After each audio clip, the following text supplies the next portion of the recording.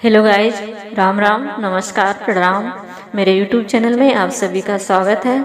मैं गाने जा रही हूँ एक छोटी सी सोहर गीत है। अगर अच्छी लगे तो चैनल को लाइक, सब्सक्राइब, शेयर करके जाइए। और हाँ दोस्तों, कमेंट में ज़रूर बताइएगा ये गीत कैसी लगी। और वीडियो को पूरा फुल वॉच करिए, तभी आनंद आएगा गीत का। और फुल वॉच करके जाइए प्लीज़ गाइज, आधे पे छोड़ के मत जाइए। मैं शुरू करने जा रही हूँ, तो सुनिएगा। ससुरो कयूची महलिया बयारा, नाही लागई बयारा, नाही लागई हो सखिया। ससुरो कयूची महलिया बयारा, नाही लागई बयारा, नाही लागई हो। राजा एक बार बेनिया डोलावा गरामा, हमारे लगई गरामा, हमारे लगई हो।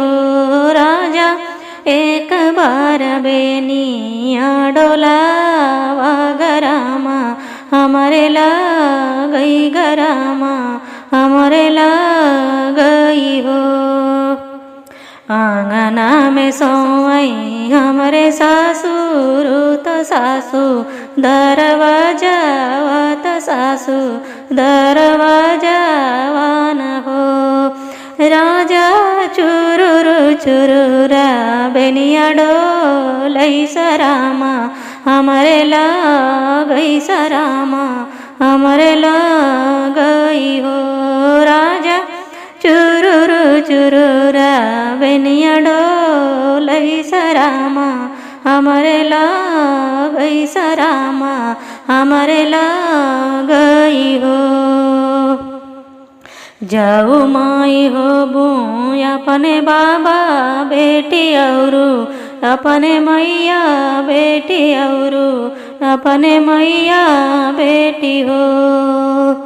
राजा दुई चार लाला ना होई वही खेलावई, नाही दे वही खेलावई, नाही दे वही हो।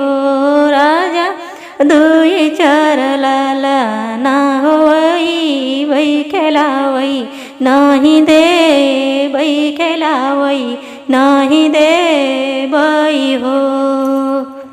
जाओ माई हो बऊ अपने बाबा बेटा औरू, अपने मैया बेटा औरू, अपने मैया बेटा हो।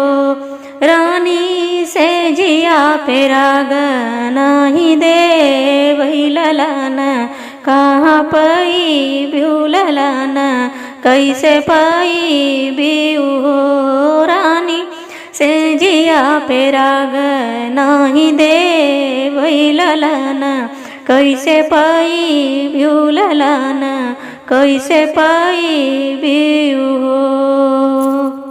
आँखिया में दे वही कजरा वात मांगिया से नूरा, वात मांगिया से नूरा हो। राजा आँखिया में दे वही कजरा वात मांगिया से नूरा, वात मांगिया से नूरा हो। राजा कइले वैसोरा हौ सिंगार तयपना, चलई बहुत खुद चलई बहो। राजा कइले वैसोरा हौ सिंगार तयपना, चलई बहुत खुद चलई बहो। ससुर कयूची महलिया बयारा, नाही लागई बयारा, नाही लागई हो। राजा एक बार बेनिया डोलावा गरामा, हमारे लगई गरामा, हमारे लगई हो।